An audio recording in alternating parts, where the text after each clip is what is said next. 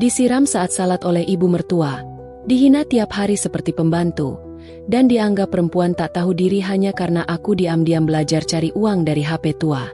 Saat aku mulai mandiri, justru mereka makin kejam, sampai aku diusir dari rumah sendiri. Tapi setelah aku pergi, kenapa justru suamiku tiba-tiba datang menangis dan minta aku kembali? Langit sore itu perlahan memudar menjadi ungu, dan suara azan maghrib menggema dari masjid kecil di ujung gang. Rumah mertuaku, sebuah bangunan tua beratap seng dengan tembok yang mulai kusam, terlihat tenang dari luar. Tapi di dalam, hatiku terus bergemuruh. Aku, Rani Lestari, sedang bersiap menunaikan salat maghrib di ruang tengah. Karpet tipis bermotif bunga kusam menjadi alas sajadahku. Sajadah biru yang kupakai masih sama seperti yang ibu berikan sebelum aku menikah 5 tahun lalu. Disinilah tempatku berdoa, berbisik pelan pada Tuhan yang menjadi satu-satunya tempatku mengadu. Tanganku terangkat, takbirku ucap pelan, Allahu Akbar. Aku tenggelam dalam keheningan salat. Di rumah ini, itulah satu-satunya waktu aku merasa tenang, meski sesaat. Tapi ketenangan itu tidak pernah bertahan lama. Belum sampai rakaat kedua, tubuhku terasa dingin seketika. Biur! Air menyentuh seluruh punggung dan kepalaku. Bukan tetesan, tapi satu ember penuh. Aku terkejut, spontan menoleh.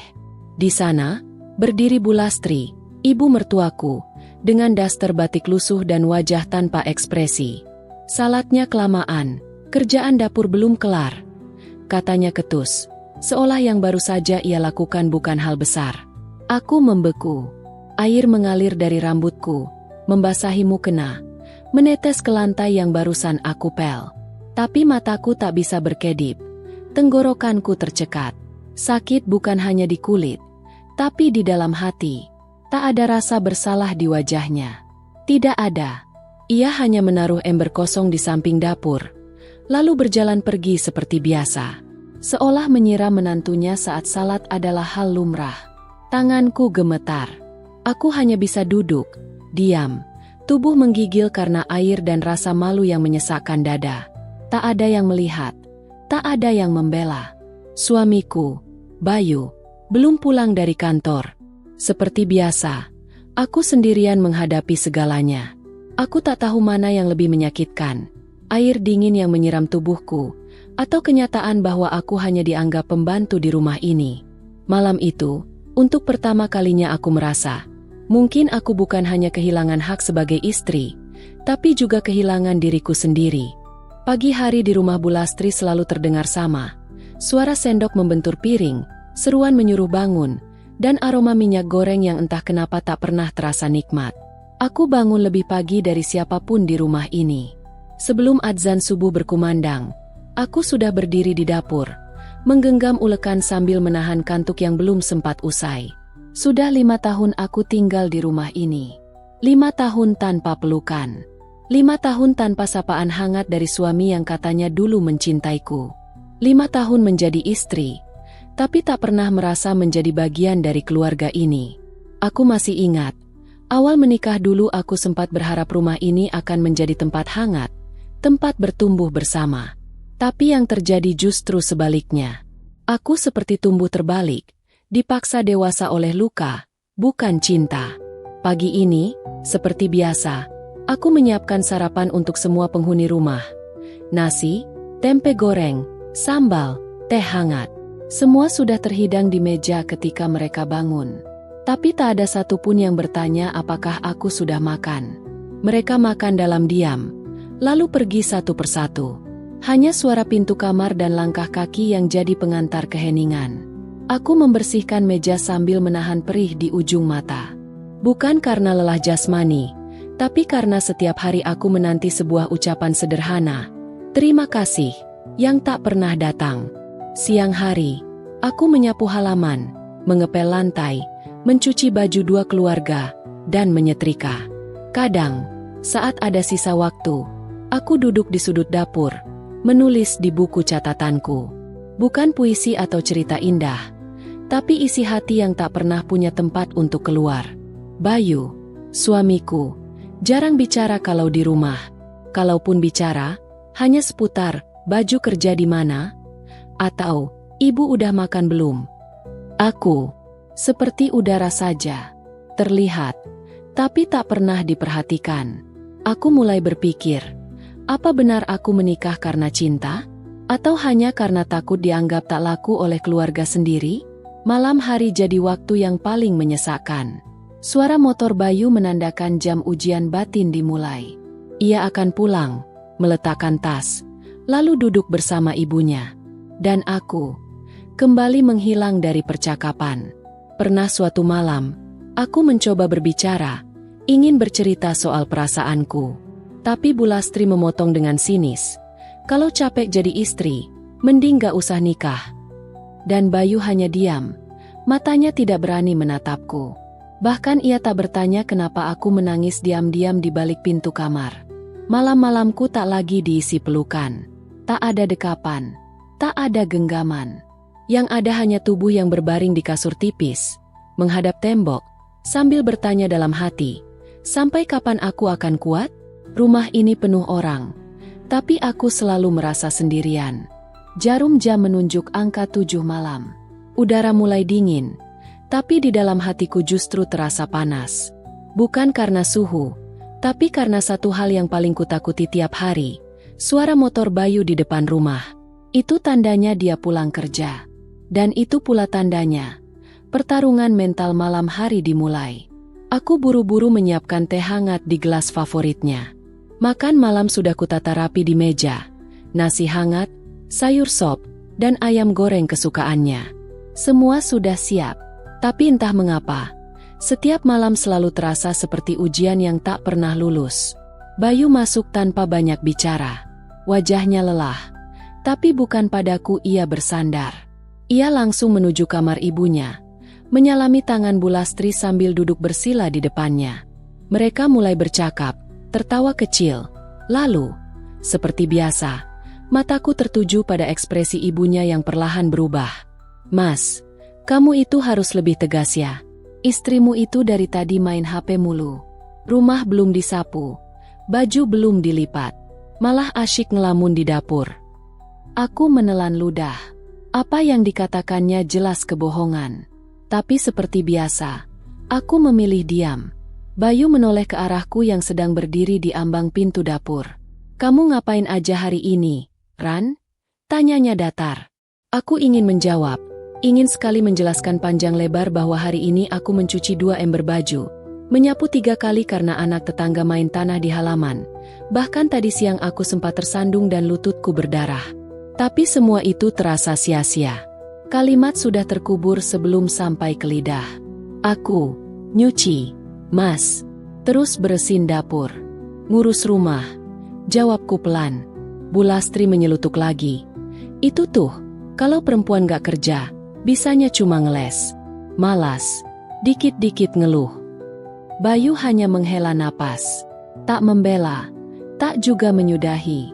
Ia diam. Diam yang membunuhku pelan-pelan. Setelah makan malam, ia masuk kamar tanpa bicara. Aku mengikutinya, duduk di tepi kasur sambil menunggu dia memulai percakapan. Tapi yang ada, ia malah membuka ponsel dan terlarut dalam layar. Aku yang duduk di dekatnya seakan tak terlihat. "Aku capek, Ran," katanya tiba-tiba. "Jangan bikin mama marah-marah terus." Aku hanya bisa menunduk. Rasanya ingin menangis, tapi air mataku sudah terlalu sering jatuh, sampai rasanya tak ada yang tersisa malam ini. Dalam diam, aku bergumam dalam hati. Kenapa bukan aku yang pulang ke rumah, disambut pelukan? Kenapa bukan aku yang dianggap lelah? Lampu kamar padam. Bayu membalikkan badan, membelakangiku. Dan seperti malam-malam sebelumnya, aku berbaring sendiri di ujung kasur, memeluk lutut, mencoba tertidur sambil memaksa diriku percaya bahwa mungkin besok akan lebih baik. Tapi malam itu, aku tahu satu hal pasti, rumah ini bukan tempat untuk pulang. Pagi hari di rumah ini selalu dimulai dari aroma minyak goreng dan suara cecaran. Bukan aroma sarapan yang menggugah selera, tapi bau tekanan yang tak terlihat.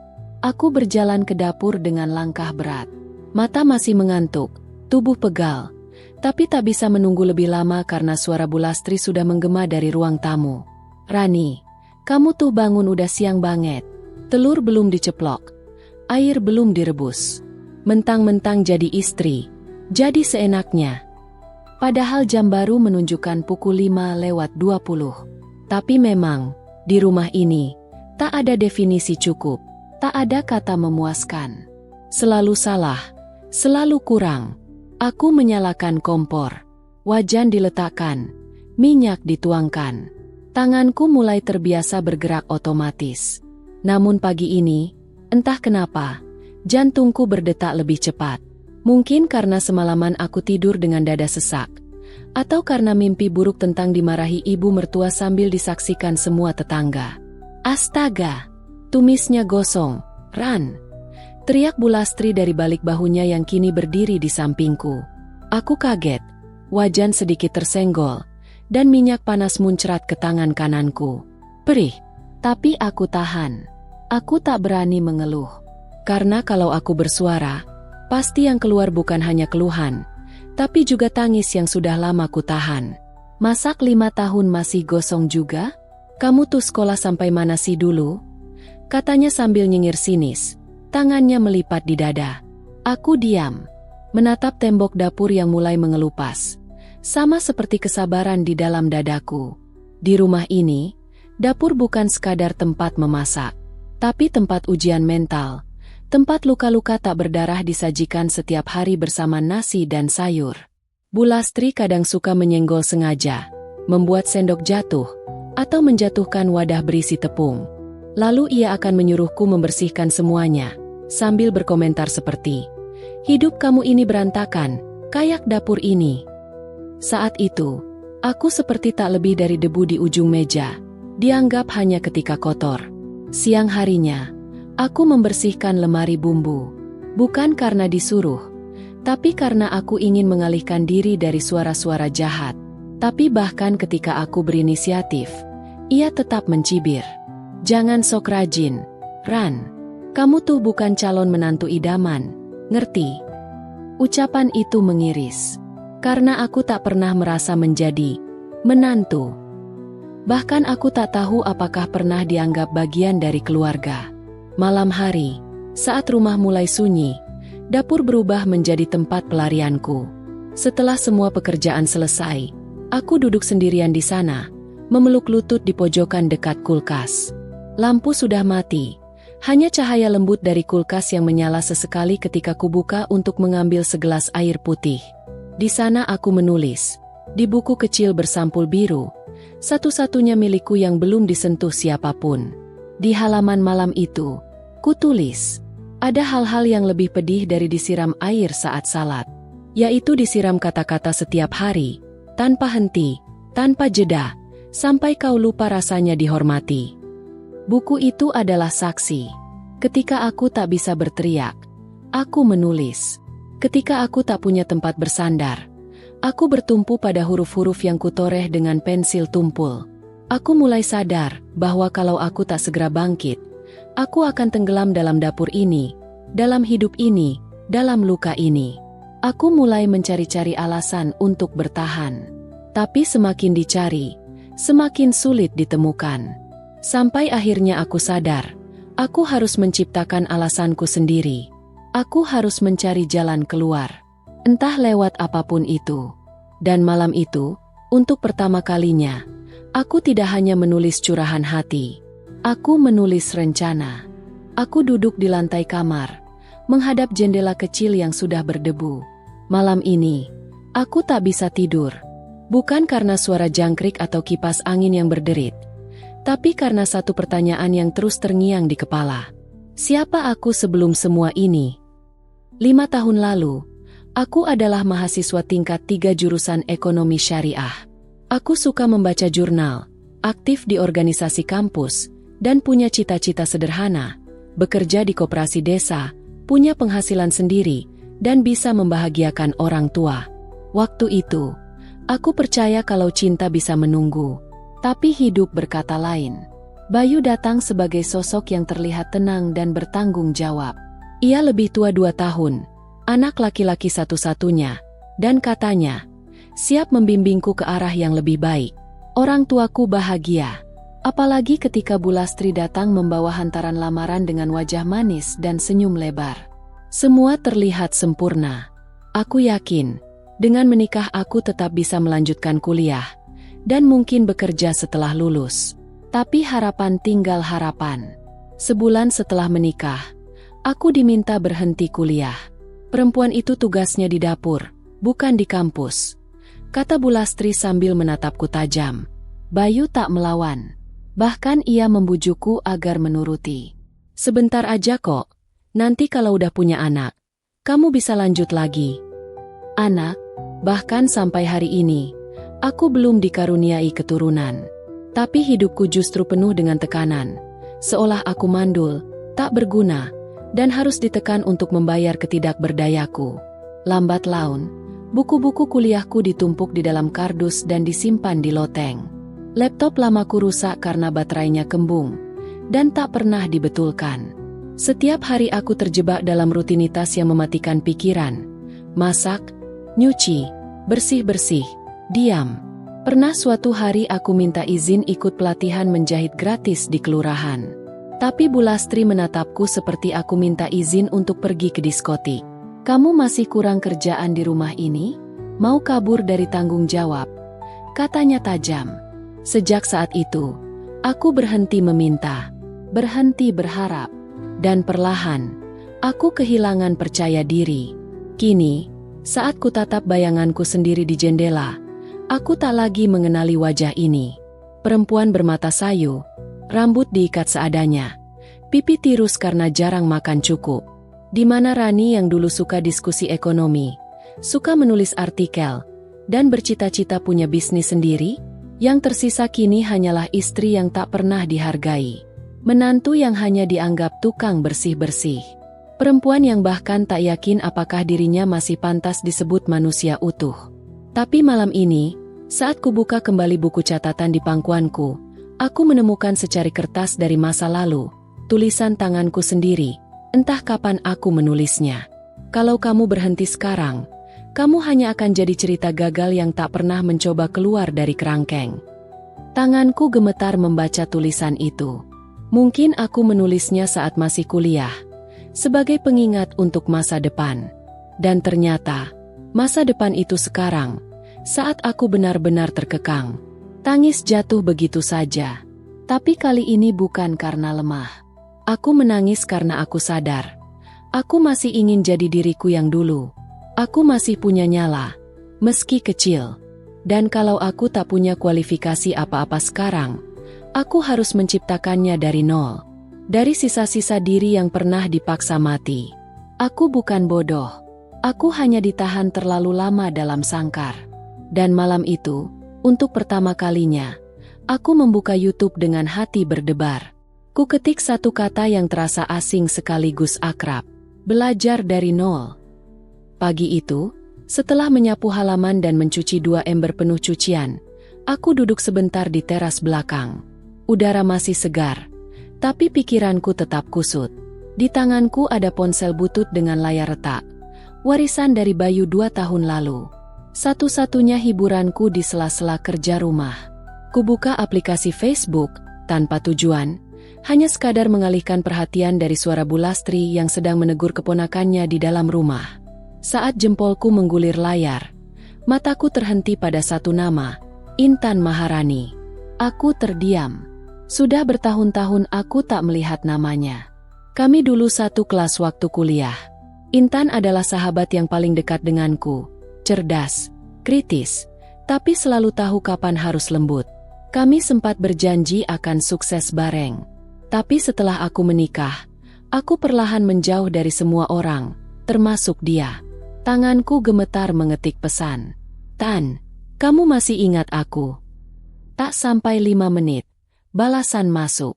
Rani? Astaga, tentu aku ingat. Kamu kemana aja? Aku kangen banget. Mataku memanas. Ada sesuatu yang hangat dan menyentuh. Sejak lama, aku tak pernah merasa dicari. Tak ada yang menanyakan keadaanku. Tapi pagi itu, hanya satu kalimat darinya membuatku merasa hidup. Kami lanjut ngobrol lewat chat. Ternyata Intan sekarang jadi freelancer di bidang digital marketing. Dia kerja dari rumah, punya penghasilan lumayan, dan yang paling bikin kaget, dia bahkan sedang mengelola kelas online untuk perempuan yang ingin belajar dari nol. Aku ngajar basic content writing, desain Canva, sama jualan online. Kamu bisa ikut kapan aja, gratis. Aku serius ya, Ran. Aku sempat ragu.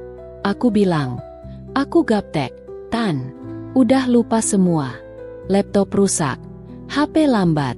Aku juga tinggal sama mertua yang gak suka aku pegang gadget terlalu lama. Intan hanya membalas dengan satu kalimat yang membekas. Justru karena kamu terkurung, kamu harus punya pintu sendiri. Aku terdiam cukup lama membaca itu. Siang itu, saat Bu Lastri tidur siang di ruang tamu, aku sembunyi di dapur. Kubuka kembali chat Intan. Di sana ada link Google Drive berisi modul belajar dasar desain grafis pakai HP. Juga video tutorial singkat, semuanya ringan dan mudah dimengerti. Aku pelajari diam-diam. Setiap malam setelah pekerjaan selesai, aku duduk di ujung kasur, colok headset ke telinga, lalu menyimak pelajaran satu persatu. Lambat, tapi pasti.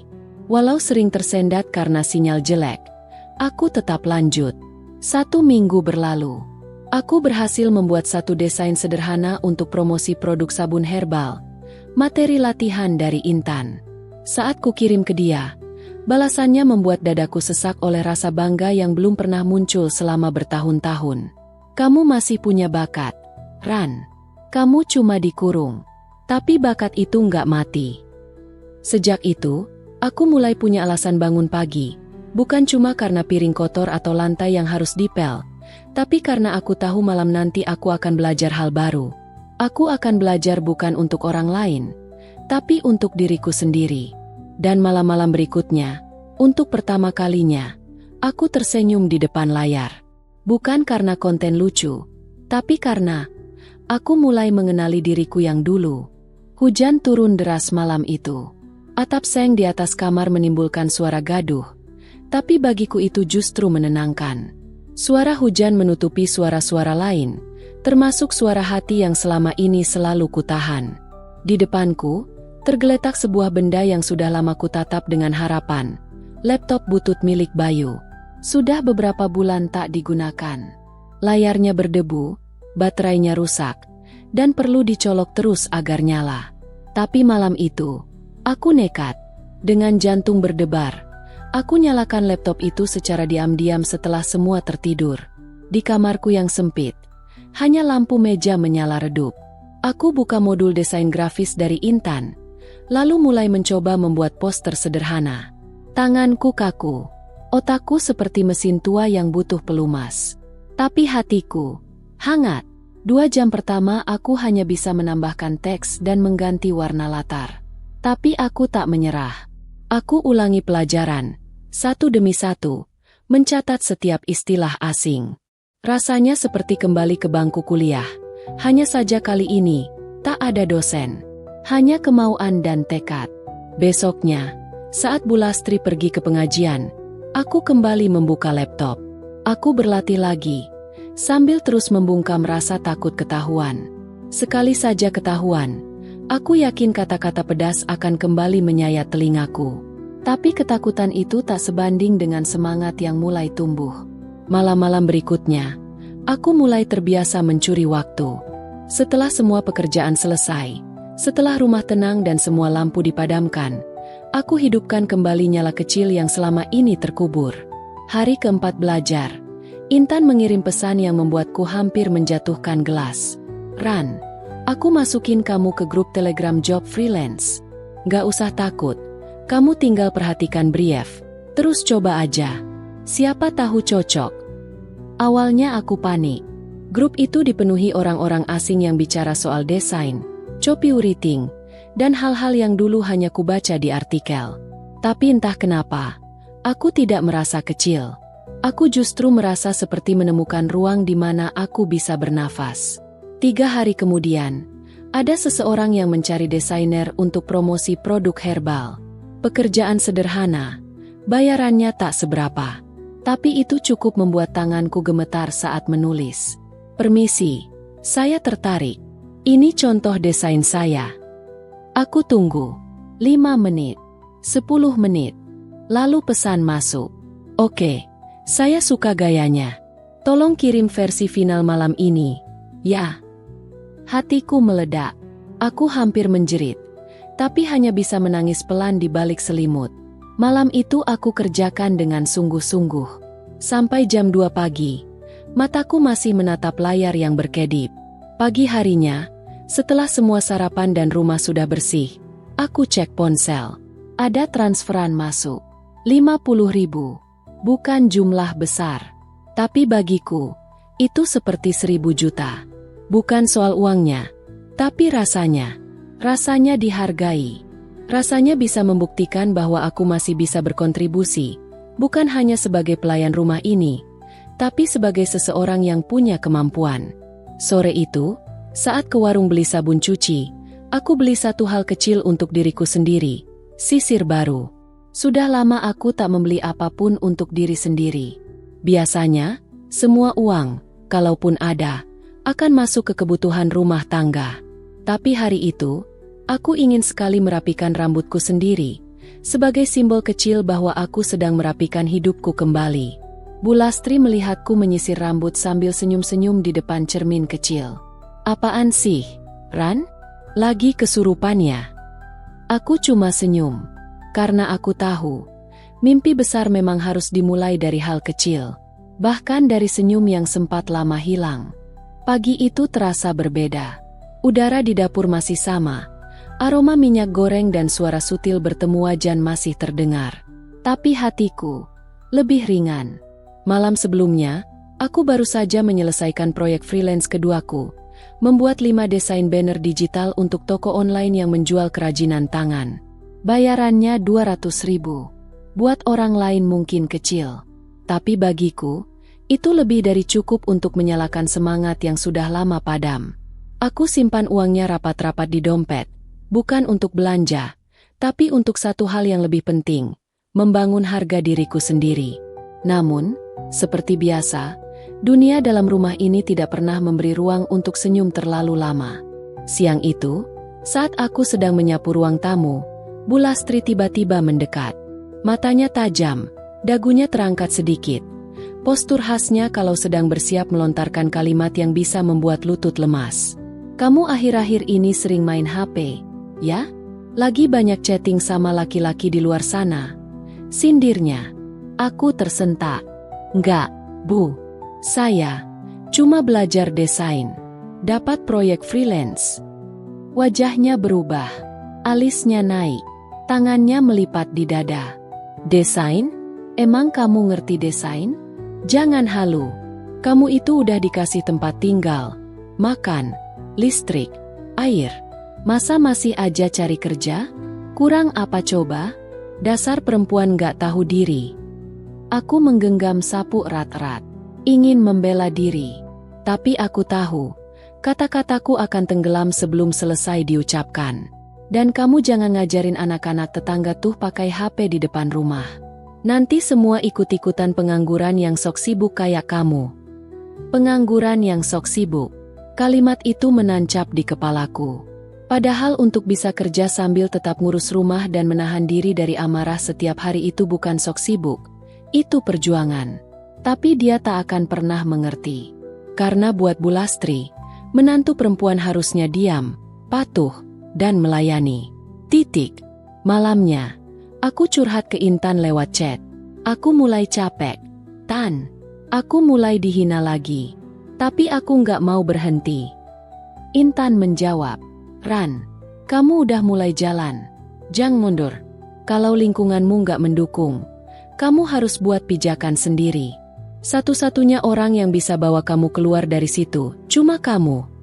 Pesannya jadi tamparan yang menenangkan. Aku mulai sadar, aku tak harus mengubah orang lain. Aku hanya perlu terus berjalan, dan nanti, mereka akan melihat. 2 hari kemudian, sebuah email masuk. Pengusaha kecil dari Bandung ingin memesan desain katalog untuk produk herbal dan minta dibuatkan akun Instagram untuk tokonya. Nilai proyeknya 500.000. Tanganku bergetar. Aku jawab email itu dengan sopan, menyanggupi, dan malam itu, kembali bekerja diam-diam. Aku rela begadang, asal tak ada yang tahu. Di saat orang-orang rumah ini tidur nyenyak, aku membuka laptop tua yang mulai panas, mengetik pelan agar tak menimbulkan suara. Dan saat akhirnya pekerjaan selesai dan email balasan masuk dengan satu kalimat. Terima kasih banyak, Rani. Saya puas banget. Aku menangis. Tapi bukan tangis sedih. Itu tangis pembuktian. Bahwa aku bukan bodoh. Bukan tak bisa apa-apa. Aku hanya dikurung di tempat yang salah. Besoknya, saat aku menyapu halaman, tetangga sebelah lewat dan menyapa. Bu Rani sekarang bantuin desain online. Ya? Hebat. Loh, anaknya Bu Rini juga katanya belajar sama ibu. Aku kaget, tapi juga bangga. Tanpa kusadari, aku mulai dilihat, bukan sebagai menantu yang selalu salah, tapi sebagai seseorang yang bisa sesuatu. Namun, semua perubahan itu justru membuat Bu Lastri makin panas. Dan aku tahu, badai yang lebih besar sedang mengintai. Tapi aku sudah siap, karena kali ini, aku punya pegangan, aku punya kemampuan, dan itu tidak bisa dirampas siapapun. Pagi itu, rumah seperti biasa, gaduh, ramai, tapi kosong.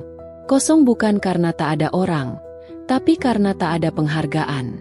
Tak ada yang melihatku, apalagi menganggapku. Aku bangun lebih pagi dari biasanya karena hari itu ada deadline proyek desain. Aku harus mengedit ulang katalog klien karena ada beberapa revisi. Tapi sebelum aku sempat menyentuh laptop, Bu Lastri sudah berdiri di ambang pintu kamar. Ran, hari ini kamu nyuci semua spray. Ya, udah 2 minggu nggak diganti. Jangan sibuk terus sama dunia mayamu itu. Aku diam, mengangguk, menahan napas. Tapi belum sampai 2 langkah ke dapur, dia kembali menyerang. Kamu tahu nggak? Tetangga udah mulai ngomongin kamu. Istri kerja malam-malam, suami diam aja. Ibu mana yang gak malu coba? Aku membalikkan badan. Kali ini, aku tak bisa diam lagi. Bu, saya kerja itu bukan buat gaya-gayaan. Saya cuma pengen punya penghasilan sendiri. Saya capek. Bu, disalahin terus. Saya kerja dari kamar, diam-diam, gak ganggu siapa-siapa. Kenapa sih semuanya salah di mata ibu? Wajah Bu Lastri langsung berubah.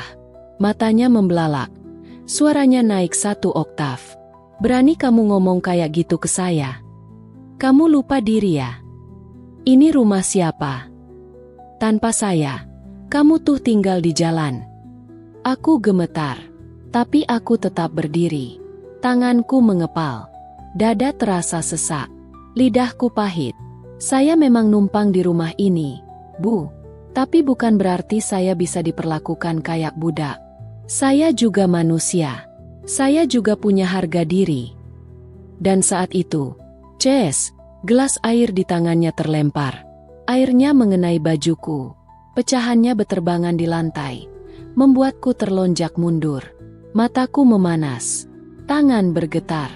Tapi bukan karena takut. Karena ini puncaknya. Aku melihat ke arah kamar, berharap Bayu muncul. Tapi seperti biasa, dia hanya berdiri di ambang pintu. Menatap, diam, tak berkata apapun.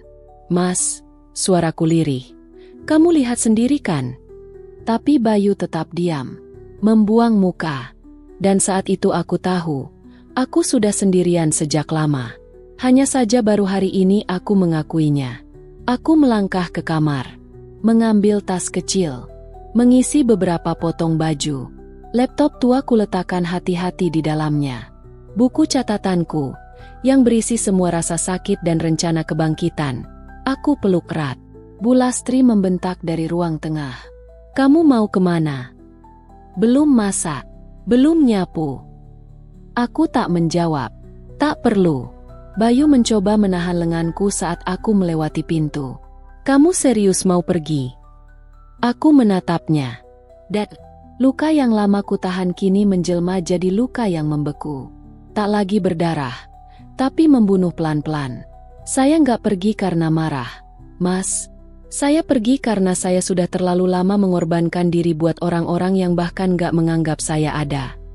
Aku berjalan keluar. Langkahku kecil tapi mantap. Hujan gerimis mulai turun. Tapi tak sedingin perasaan yang selama ini ku telan sendiri. Aku belum tahu akan tinggal di mana. Aku belum tahu besok akan makan apa. Tapi satu hal yang ku tahu, aku tidak bisa terus berada di rumah yang membunuh harga diriku sendiri. Dan untuk pertama kalinya dalam 5 tahun, aku merasa bebas. Aku berdiri di bawah gerimis, tas kecil di punggung, dan satu bungkusan plastik berisi buku catatan serta charger laptop tua. Di dalam dada, ada gejolak aneh, campuran takut, lega, dan bebas. Langkahku terhenti di depan musala kecil di ujung gang. Atapnya bocor, temboknya retak. Tapi disitulah aku duduk malam itu. Sendiri. Tanpa rumah. Tanpa tujuan pasti. Tapi untuk pertama kalinya dalam 5 tahun, aku tak merasa dikejar atau diinjak. Aku menelepon Intan. Suaraku gemetar. Tan, aku keluar dari rumah. Aku nggak tahu harus kemana. Dia terdiam sebentar, lalu menjawab pelan. Kamu ke rumahku aja dulu. Sementara, kita pikirkan bareng. Yang penting, kamu aman. Beberapa jam kemudian, aku tiba di rumah kecil Intan di pinggiran kota. Rumah itu sederhana, tapi penuh kehangatan. Dindingnya dipenuhi tempelan sticky note warna-warni berisi target dan kalimat motivasi. Aku tidur di sofa aja. Ya, kataku. Tapi Intan langsung menarik tanganku. Nggak usah mikir gitu. Kamu bukan beban. Kamu teman, Ran. Dan kamu baru aja menyelamatkan hidupmu sendiri. Itu nggak gampang. Malam itu aku tidur lebih nyenyak dari malam-malam sebelumnya. Bukan karena tempat tidur empuk, tapi karena tak ada teriakan, tak ada tuduhan, tak ada ketakutan bangun dan langsung disalahkan. 2 minggu berlalu. Aku mulai membantu Intan menyusun materi pelatihan online. Aku juga mengambil beberapa proyek desain kecil dari klien yang datang lewat rekomendasi. Setiap hari aku belajar hal baru, bukan cuma soal pekerjaan, tapi juga soal menghargai diriku sendiri. Aku ikut seminar online tentang manajemen keuangan rumah tangga. Aku mulai menabung, meski sedikit. Bahkan, Intan memperkenalkanku ke satu komunitas perempuan penyintas kekerasan verbal. Di situ, aku mendengar kisah yang bahkan lebih pilu dari milikku. Tapi juga kisah-kisah yang bangkit, yang berdiri di atas luka dan menjadikannya pondasi kekuatan. 1 bulan kemudian, aku menulis di catatan kecilku. Dulu aku hanya diam. Kini aku melangkah. Dulu aku hanya mendengar. Kini aku bersuara. Dan hari ini, untuk pertama kalinya, aku berdiri bukan sebagai istri, bukan sebagai menantu, tapi sebagai aku. Sore itu, aku duduk di taman kecil dekat rumah Intan. Di tangan, ada segelas kopi sachet. Di pangkuan, laptop tua yang kini jadi sahabat setiaku. Aku sedang menyusun portofolio sederhana. Rencana jangka panjangku? Bikin kelas online kecil-kecilan untuk ibu rumah tangga yang ingin belajar desain pakai HP. Karena aku tahu, banyak perempuan seperti aku, yang pernah dikerdilkan, dipenjara oleh peran, dan dipatahkan oleh keluarga sendiri. Tapi mereka cuma butuh satu percikan untuk kembali menyala. Saat matahari mulai turun, aku tersenyum melihat notifikasi masuk, transferan dari klien baru. 500.000. Tak besar. Tapi cukup untuk membayar makan seminggu, beli paket data, dan, yang terpenting, membangun hidup dari bawah, dengan kepalaku tetap tegak. Aku sudah tak tinggal di rumah mewah, tak punya kamar luas, tak ada emas di laci. Tapi aku punya sesuatu yang lebih mahal, harga diriku. Dan perempuan sepertiku, yang pernah diinjak berkali-kali, tak akan lagi membiarkan siapapun menghapus cahaya yang baru saja kutemukan. Hari ini, aku bukan sekadar perempuan. Aku perempuan yang berdiri sendiri. Halo, aku April. Terima kasih sudah menonton video ini. Ingat ya, semua tokoh, tempat pada cerita ini hanya fiksi dan hasil imajinasi penulis. Cerita ini ini dibuat hanya untuk hiburan dan pengembangan kreatif semata. Oke, jangan lupa subscribe April Story dan bunyikan loncengnya.